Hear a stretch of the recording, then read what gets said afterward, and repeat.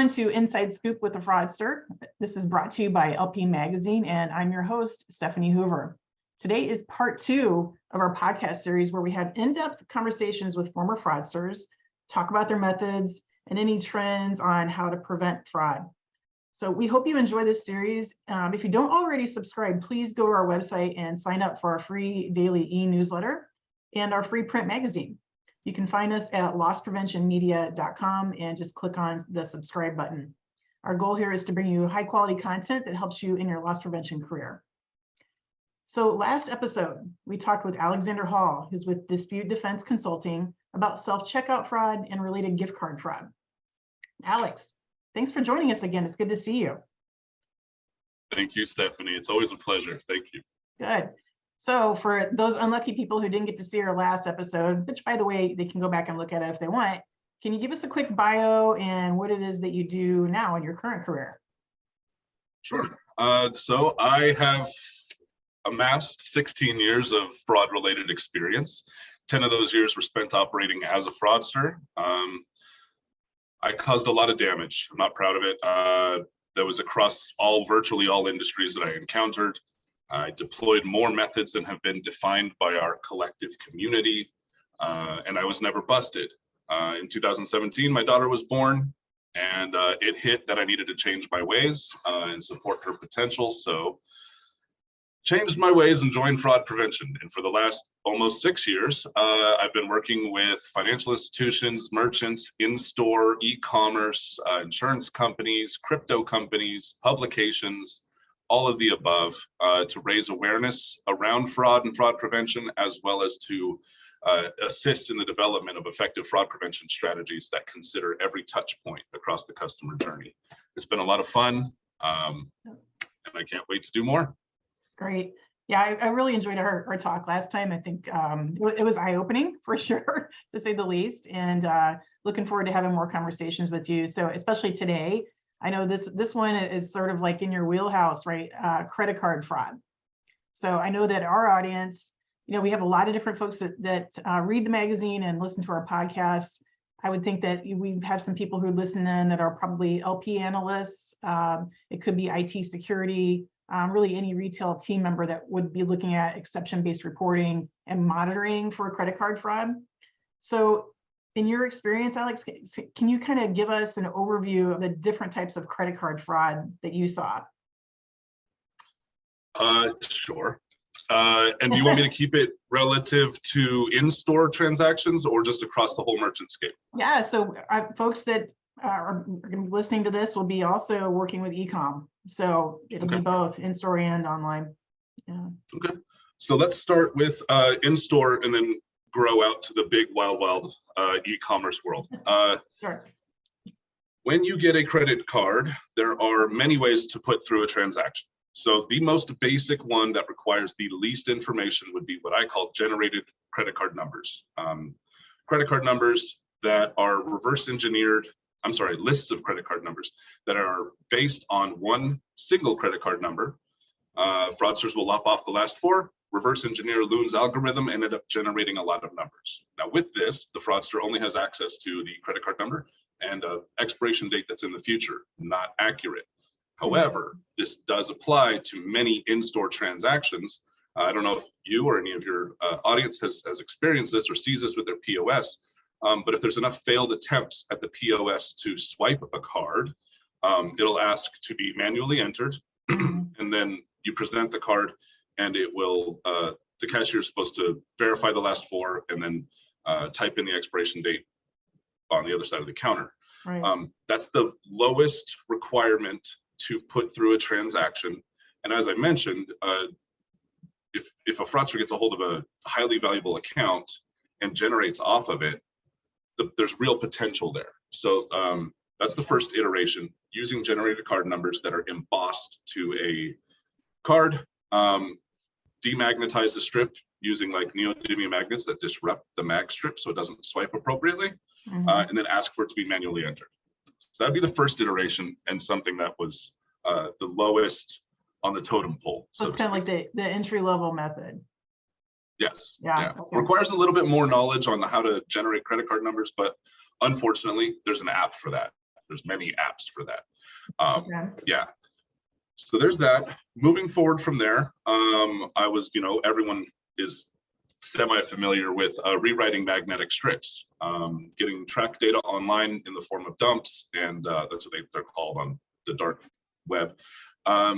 Get it, use software, an MSR reader writer to rewrite the magnetic strip on any card. This could be a gift card, this could be a hotel key, this could be a loyalty card, it could be a gift card, it could be another credit card.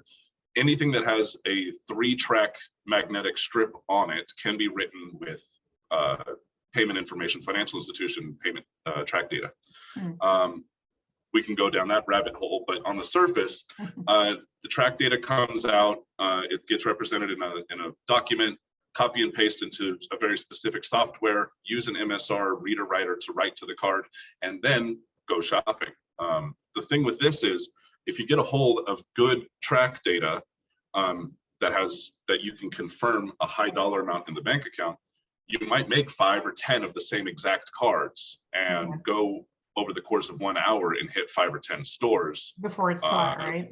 Yeah. Exactly. Yeah. Try to beat the clock in that sense. So there's that. It does not require an embosser, because consider, how often does someone swipe a card and the cashier is taking the card to look at it?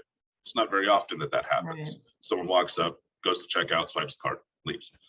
The last one is something that the last one for in-store purchases is something that I wasn't able to figure out when I was a bad guy, and that's rewriting the tap chips, so the NFCs or the EMVs or whichever the acronym is for that. I didn't come across that. However, I've seen in the community, people are talking about rewriting those tap chips. I don't have any insight for that, but that's definitely something we should be looking into, seeing what's involved with that. So let's kind of break it up into 2 halves. We'll talk about in-store first, and then because it's a lot, right, to process. And what's popping into my head as you're talking is, like, do I have to have a degree from MIT to be able to do this? Like how readily available is this information out there for somebody who's motivated? Immediately. It's immediately available. I learned everything I learned from a quick Google search, and after seeing a few instructional manuals on the dark web, or what had filtered down to me from the dark web, people through trial and error document what they've seen and how they did the thing, the method, whatever it was, and I would take that information, Google up any gaps in the information, and it's immediately available. If anybody, yourself or anybody wants to look up what Loon's algorithm is, it's immediately there. It's called the modulus 10, the mod 10, so on and so forth. In addition to that, the equipment, and we'll get into this later, I expect, but the equipment is not hard to get to do the work. Like an embosser is not hard to get, because they have to be sold to different issuing institutions. They have to be sold to different companies. And the reader writer as well, they have to be able to write these loyalty cards. So it's the hardware, the expertise, the knowledge is all available readily for individuals looking to operate in fraud. Are there some different social groups that people kind of like go to online to like get the latest on this, or to share within the different types of fraud groups? Based on what the answer is yes, though I didn't interact with them. I don't know what other people are doing or what other people were doing. I only know what I was, how I was operating and how I delegated. But I know the social groups exist. The dark web's full of them. There's also this thing called scam rap.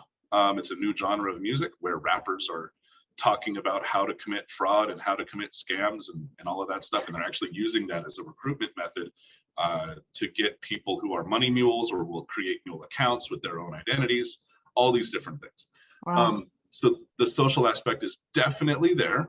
But as far as staying up to date on these trends, there really is no up to date, because it changes. Everything's the same. Right. Okay. Well, I mean, everything's the same. Like, think about the anatomy of a credit card. With the adaptation of the tap, aside from the tap adaptation or adoption, nothing has changed. And so this is another thing that I should mention for in-person transactions. it was regular practice to get an EMV enabled chip or a tap card, right? And take a ice pick or something to the chip so that way it wouldn't read, right? So then you put it in the reader and it fails, and then you have to revert back to the strip. For cards that only have the strip and you want to use for generated card numbers to type it in manually entered, you'd use 2 neodymium magnets to demagnetize the strip. It would fail to swipe, and then it would have to be typed in. Yep. So it doesn't sound like it would even take a big group to do this. It's basically a person who's interested in finding it online and motivated, then orders some equipment, maybe enlists a couple people to go out and use the cards. I mean, to me, it doesn't sound like a great big organized cabal, right? It does not have to be. From 0 to 100, based on the cost of the hardware when I was operating, $600 will get you up and running. And the problem is those pieces of hardware can be carded themselves. So 2 transactions in the e-commerce space using stolen credit card details can get you the hardware that you need to get started, and it's only $600. And then you got to get the resources that, like the cards and things like that.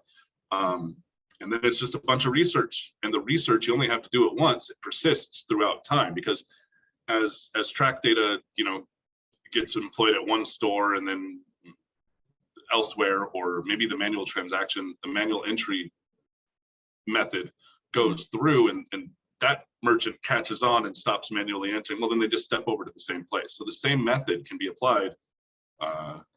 That's something that I call the perpetual nature of fraud, because the same method can be applied across any number of places until they catch on individually. Right. And even then, I got to imagine at some point, unless they do something systemically to fix it, they're going to let their guard down. If you're relying on people, you could still cycle back to that same retailer if they've caught on. They may forget about it in a year, I guess is what I'm saying. Yes. Yeah. So I'm thinking about, on a daily or the weekly basis, like the sort of the activity level with this. Again, I know it wouldn't take a big group. So would this be something that would happen like on a daily basis? Is it, what was sort of the pattern with it? On the weekends or whenever? What I was familiar with was fraud paid for everything. You needed gas in your car, you needed cigarettes from the gas station, you needed food from a restaurant, you needed a place to operate out of, you needed a car to drive. Fraud handled all of it. And there's a big distinction between fraudsters that are seeking to just get what they need versus the people who are looking to cash out, build a bankroll. The people who just get what they need, they live their life with fraud. They're not going after huge transactions. They need cigarettes, they go get cigarettes, and that's it. The chargeback isn't going to happen while they're in store. Yeah, so there's everything in between those two. The people who are just ordering food to feed their family or their friends and stuff like that, all the way out to the people that are using generated cards to get into hotel rooms and go shopping at the luxury shops, in Vegas, downstairs to pick up $30,000 Rolexes and things. So it's everything in between. Yeah, so I think, especially my days in LP, we used to look at things like, okay, are there trends around times or trends around day of the week? It sounds like it's really just all over the place. Yeah. And especially in Las Vegas, the culture, the community that I was exposed to, drug use and fraud went hand in hand. So, I mean, they were operating for 36 hours a day. Right. That's a long day. Yeah. So is there anything as far as legal deterrence that you feel like that somebody who's a fraudster that's into credit card fraud, like, oh, I'm not going to go over this level because I'm afraid of getting caught, or I might have this penalty placed on me? Any of that factor into this, or is it just not a non-factor? The biggest, scariest thing, and I don't know if I mentioned this during our initial session, but the scariest thing for me was, so I spent plenty of time in jail for traffic stuff, like speeding and insurance and whatever it was, like just stupid traffic stuff. While I was in there, I heard horror stories of people that would go and commit theft, fraud, well, theft and fraud for in-store retailers. And specifically, there were two merchants that would build a case on the bad behavior. And then when that person entered the store again, before they had a chance to do anything, they were detained and brought to a back room. This whole file was built up, a disk and a worksheet and all this stuff. Local law enforcement came, popped in, took them away, and then they had everything that they needed to prosecute. Yeah, sorry. Right. Yeah, I think, yeah, we did talk about that a little bit, and I agree with you. There are certain retailers that do a really good job with building their case and following through and prosecuting. But we hear a lot that, you know, district attorneys' offices they're stretched thin and they're less likely to prosecute, and that it's adding to the amount of crime that's happening out there. And I just wondered if you've seen an effect like that, or if it's, again, people are afraid because they think they're going to get caught still. Just your opinion on that. I don't think there is a fear of getting caught. I'll tell you, it happens plenty. Like the fear was there for me. But generally speaking, knowing about the number of people who are operating in fraud and theft and all of that, and seeing the percentage that got busted, if you had to calculate a ratio, relatively nobody got busted. Yeah, so Right. there's the fear of getting busted is not there. Okay. And then because of what you had said, the law enforcement is getting stretched thin. They have bigger things to deal with than someone stealing, you know, an iPod or you know, an MP3 player or whatever it may be that they could fit in their pocket. They're not worried so much about that, right? And so when they go to jail, they get kicked out in 2 weeks for what was 1% of $100,000 crime spree. They got busted for 1% of it, went to jail and got kicked out again because they needed to make room for this person that just committed a violent offense or something like that. So that it doesn't deter them when they spend time in jail. It was a running joke whenever I was operating, when I would go down for these traffic warrants and things like that. I'd post to my Facebook, "Hey man, I'm going on vacation. See you in a little bit." Like, just taking a break. Yeah. Wow. Yeah. Yeah, I mean, and to your point, you know, I think law enforcement is very focused on crime that's associated with violence, and this is sort of, it's just corporate America, right? That's paying the price. So it's kind of like almost like a victimless crime. So yeah, I hear you. I think it is something that we talk about as a group among LP, that we definitely need stronger penalties to deter a lot of this behavior. But even after that, so let's dive back into, and we'll stick with the in-store fraud, right? What do you think are some of the, besides those companies that are following up and building a case file, what are some of the systemic things that they can do to stop this type of fraud? It's just focusing on in-store. I would say, so because the easiest method to employ would be to bypass the magnetic stripe or the tap to pay and go down to manual entry. I would say that heavily scrutinize anyone that's looking to leverage that. I would assume that across the entire landscape, the people who need to have their cards entered manually, the rule is it's going to be fraudulent. The exception is it's really going to be someone with a genuine customer with a failing card. So for those methodologies, I would be very, very suspicious of them. And just verify it, because somebody is like, I can't manually enter your card until I verified you had your ID in your card. Cool, thank you. All right. The 10 people that you encounter that are genuine customers are going to be like, yeah, we're moving away from the norm. Yeah, sure, here's my card. I would expect for them to be a little bit more understanding.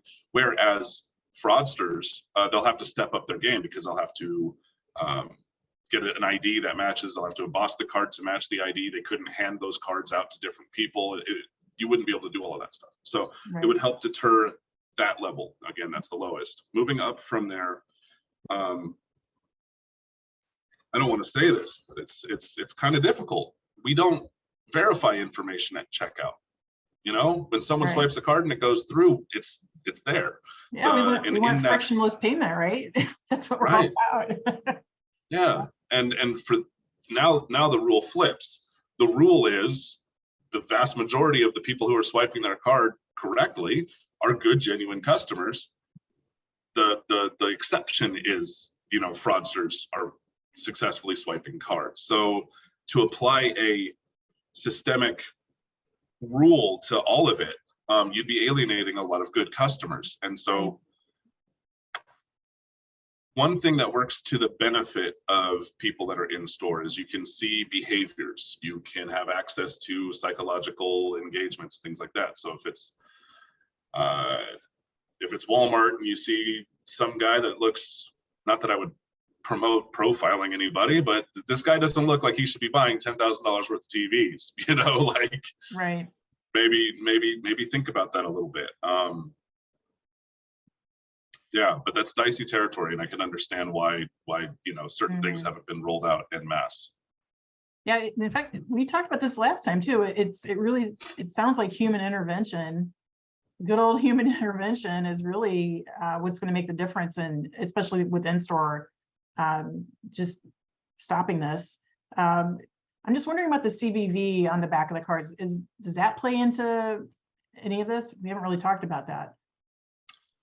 So when you do, at least what I had experienced with the manual entry, they don't ever request CVV. I never ran into one where it was manually entered, requesting CVV. Sometimes it would request the billing zip, but for a fraudster, using foreign cards that don't subscribe to the traditional 5-digit billing zip, like I think Canada uses alphanumeric and it's 6 digits. For foreign cards, fraudsters are aware that you just type in 00000 and it bypasses.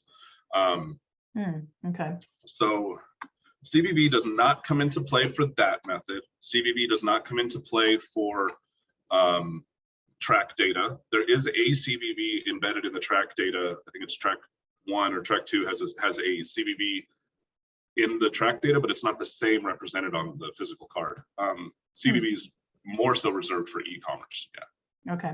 Interesting. Yeah. So or mail order, telephone orders. That's another caveat to this. It's kind of in the middle of in-store and e-commerce. If you can call in an order, they'll ask for the billing zip and the CVV, process the order, and you go pick it up. So it'll come into play there. Right. So buy online, pick up in store, right? And I know that's one of the areas that our audience was concerned about as well with that type of fraud.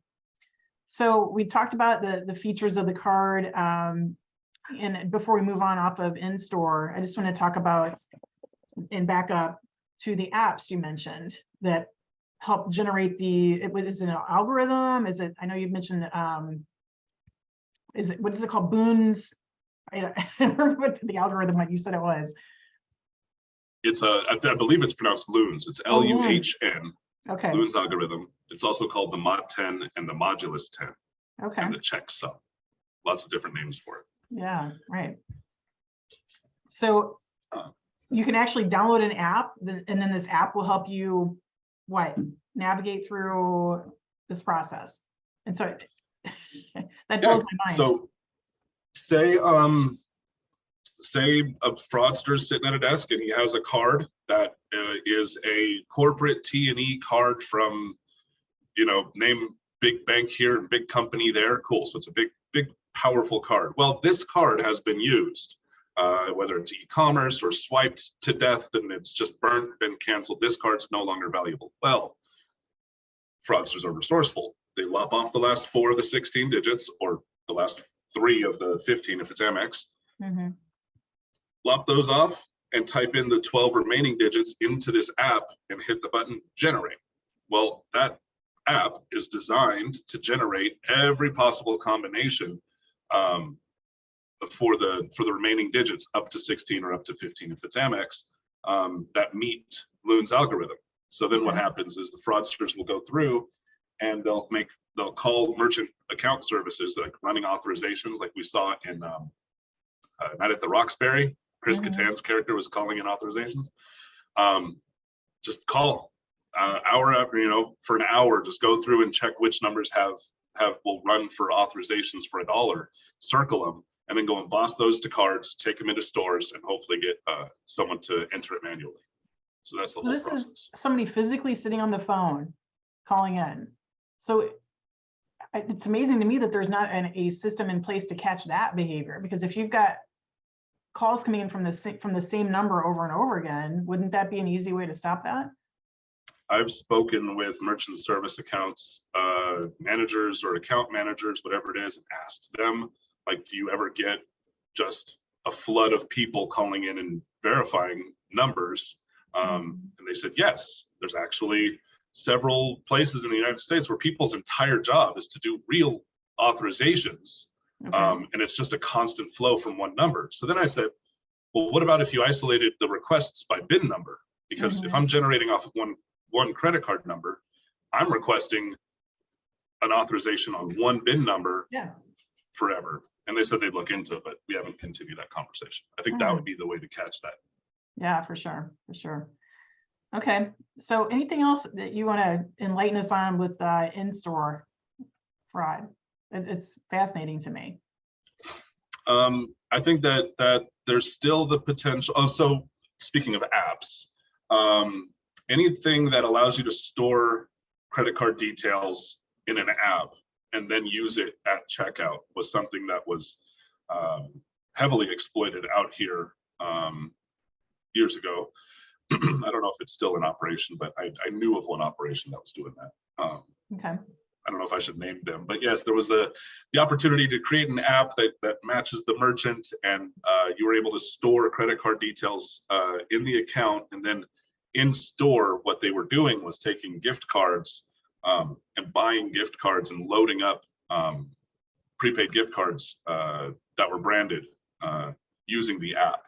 So then, they just go from store to store to store to store to store, running through the process. So that's interesting. That's another way to use credit cards, is to link it to an app and then use that for payment during self-checkout. Yeah, it seems more legit, right? Like if I was a cashier, I wouldn't question it probably. Right. Yeah. Well, unless you're sitting there with 10 cards, changing. Yeah. Which then I should. Some people are brazen. Yeah. Yeah. I mean, to me, if I'm working a self-checkout and I see somebody with a stack of gift cards, I should be over observing what's happening, saying hello, checking in. I think that's pretty basic. Absolutely. So we're again backing up because these questions are popping into my head. I'm just wondering, where are they typically getting the cards? Are they dumpster diving? Are they fishing out of mail? Like, where are they getting the original card? Ooh, anywhere. So again, going across the spectrum, the gradient, the lowest one is to generate credit card numbers. Okay. Next up would be to get the information probably from the dark web forum. That's relatively easy. A crypto bank account, dark web forums, get that. Moving up from there would be submitting credit card applications with profile information and then intercepting the credit card and activating it yourself. The fraudsters, which that's a huge elaborate thing, all predicated on identity theft. So like that's a huge process, but that is where it ends up, and that's how you get a hold of $20,000, $30,000, $40,000 cards. Yeah, those are probably the main ones. And then of course, physical theft. If someone somewhere leaves the purse unattended in a car or something, the bad guys will grab it and use it that way. Yeah, those are probably the main ones. the good ones, right? The ones that are pretty easy, I guess. Okay, so how much time do we have? Why don't we do this? Why don't we talk a little bit more about what it is that your company does to prevent in-store, right? Or to consult on in-store, and then we can save e-com for our next episode, because I feel like I want to spend lots of time on that. So talk to us a little bit about what you guys do at your consulting firm. So thank you. We offer training and consulting all around fraud. And so that breaks down into a couple of ways. For in-person, in-store commerce, that would be all around identifying counterfeit materials, whether it's cash, card, check. It would be becoming familiar, like we're doing with these exercises here. It'd be to be familiar with the methodologies that are in play, so on and so forth. Training how to identify these things when they're in play. There's that for in-store, and then consulting would be to assist in the development of software, policies, procedures that will help to facilitate stopping the bad guys, just all the way around. So one's around education, the other one's around actually driving ROI and strengthening some security practices. Right. Yeah. Moving over into e-commerce counterpart, it's more the same, but the subject matter is different because there's training around e-commerce fraud. And then we have to move over into website fraud, how these people are interacting with the website and where they get to approach and calling the call center and employing social engineering. The world just expands insanely, right? So there's a lot more touch points. There's a lot more to consider. Yeah, everything from chargebacks to transaction analysis, leveraging automation, everything.